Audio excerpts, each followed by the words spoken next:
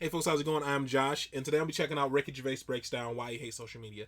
Guys, please continue to leave your comments below. All our videos based off your comments, and if you're subscribed, you check those out first. You also have a Patreon. If you can afford to donate to it, guys, it's all good. Just continue to like, share, subscribe, and comment below, and that's all I can ask for. That helps a lot.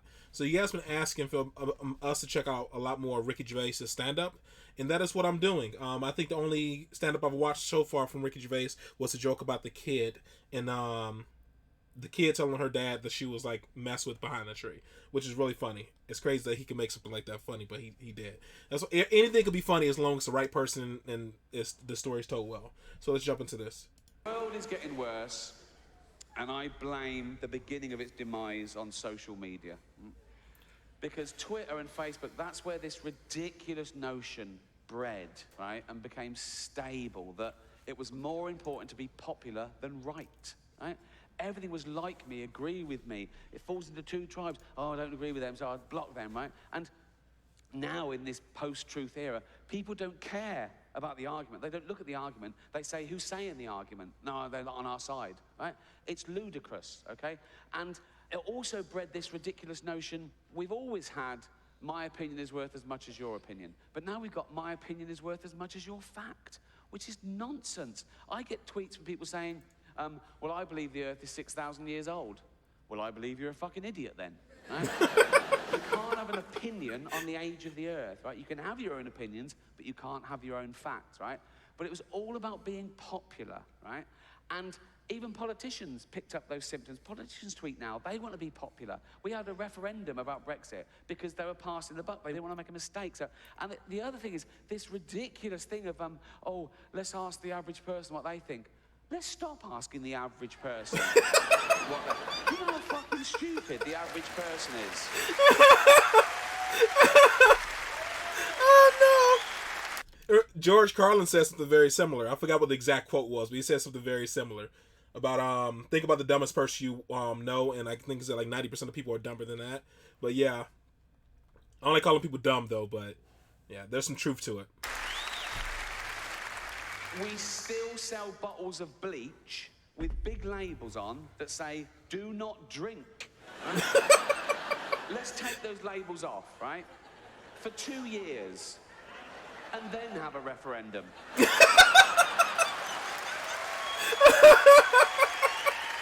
I swear to God. Jesus. Now, admittedly, when I first got on Twitter, I pushed my agenda a little bit. I was an outspoken atheist, not because I thought I'd change anyone's opinions, but because I thought it was important to tell the other side, you know. There's still 13 countries where people are put to death just for being an atheist, and there's people bullied, and I just wanted to say, it's fine to be an atheist, it's fine to believe in God, and it's fine not to. That's what I was saying, really. And then I realized I didn't even have to tweet about religion or atheism. I could just tweet a fact, and that annoyed just the right people, right? I tweet things like, happy birthday, Earth, 4.6 billion years old today. And someone would always go, oh, we know what you're fucking doing, we know what you're doing, right? But again, that's what the world is like. People take everything personally. I think the world revolves around them, right? Particularly on Twitter, right? I don't know, I'm not tweeting anyone, I'm just tweeting, okay? I don't know who's following me. I've got 12 million followers. I don't know who's following me. They can be following me without me knowing, right? Choose to read my tweet and then take that personally. That's like going into a town square, seeing a big notice board, and there's a notice, guitar lessons, and you go, but I don't fucking want guitar lessons.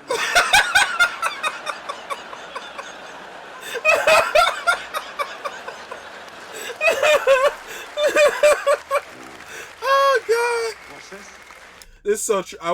I swear, I wish there was more people like brave like him, and it's crazy that just speaking the truth is considered bravery now. Like that, you have to honestly be brave because your whole life can be destroyed just for saying a fact. Very few people are willing to do that, man. I think it's like you kind of like name them on your hands, like Bill Burr, Dave Chappelle. Well, I should say in the comedy space, very few are willing to do that. Ricky Gervais is up there with them. Man, everybody else is too afraid, and I get it. You don't want your whole life destroyed. All right, there's a number here. All right, all that, right? Are you giving me guitar lessons? Yeah.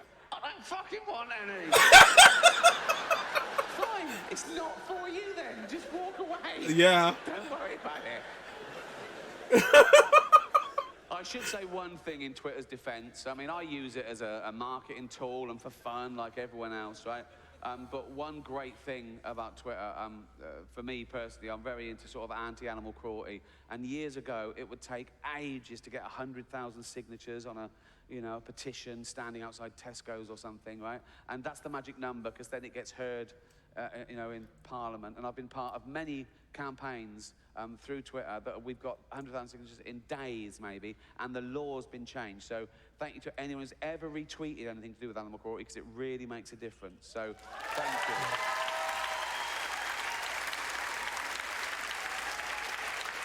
But even something as like clear and distinct as animal cruelty, right? You think no one's going to argue with that, are they?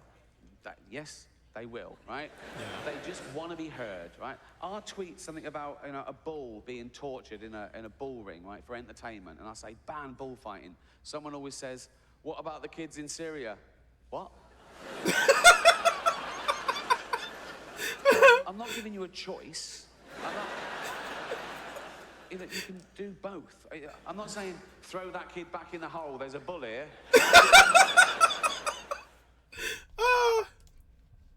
I enjoyed that a lot, man. I know one of the things you guys recommended was some of his older stuff, and I don't even know why I picked this one out of a bunch, maybe just because I saw social media in the title, and like anything to do with social media is usually inherently funny because everybody can, connect with it in some way or form.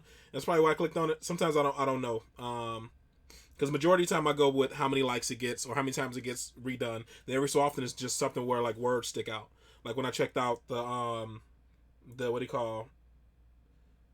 I forget what the show's called, but it's with the Batman and Robin thing. I honestly just picked it because I saw Batman and Robin in the title. And I thought it was Only Fools and Horses. Like that was fantastic. It was hilarious. Just because I knew if it had to do with Batman and Robin, I would get it in some sense. Just because I watched the old school. I've watched everything with Batman and Robin in it. So from the old school stuff to the new school stuff. So I knew I would get it. Like the joke would connect with me. So that's when sometimes I just pick something just based off like the wordage. But this is so true, man.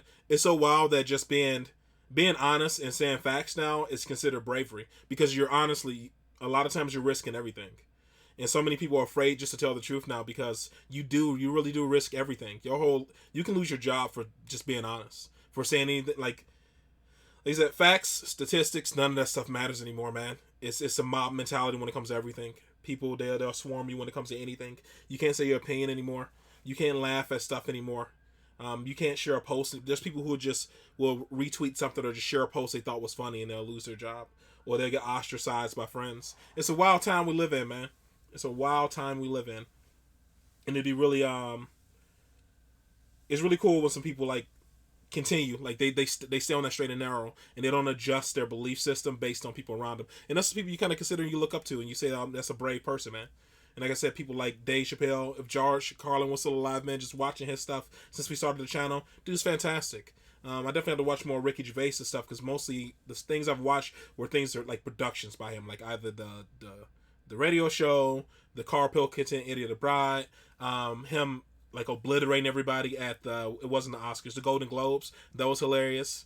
So this is like me really dabbing my toe into his stand-up, because I believe I've only seen one of his stand-up clips, and this was fantastic. Just his 5-minute clip was great, and I'm pretty sure people want me to check out some of his older stuff.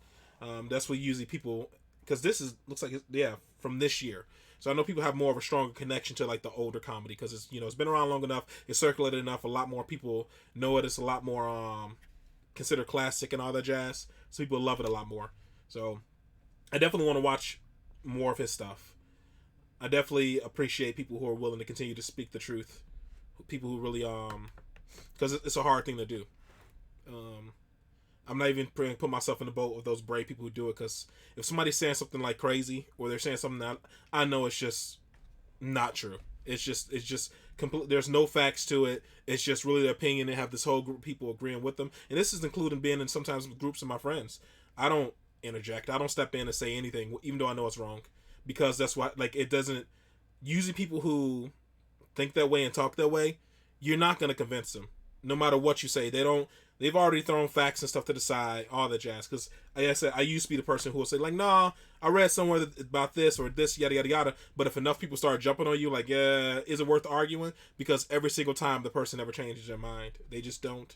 And I guess you can call me a coward or whatever you want when it comes to that kind of stuff, but I just won't, like I said, you're rewarded for popularity now, not really for truth. Stats and stuff like that don't matter anymore. Facts don't matter really anymore. It's just whatever the popular opinion is, and you can be completely ostracized by family, friends, colleagues, all that jazz if you say honestly a fact. So I choose to just keep quiet. I don't add to it. I won't pat you on the back when you just spout a bunch of junk, but I won't give my feedback anymore either. I just let people say what they got to say.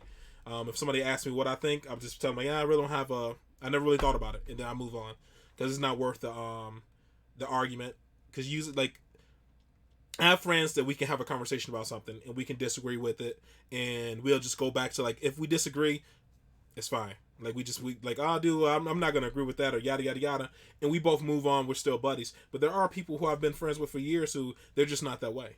I've seen them just, like, stop talking to somebody because of it. So I don't even open up the door. Like, we're fine.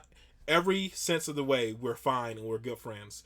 I just don't talk about politics with them. I don't talk about any of that kind of stuff with them.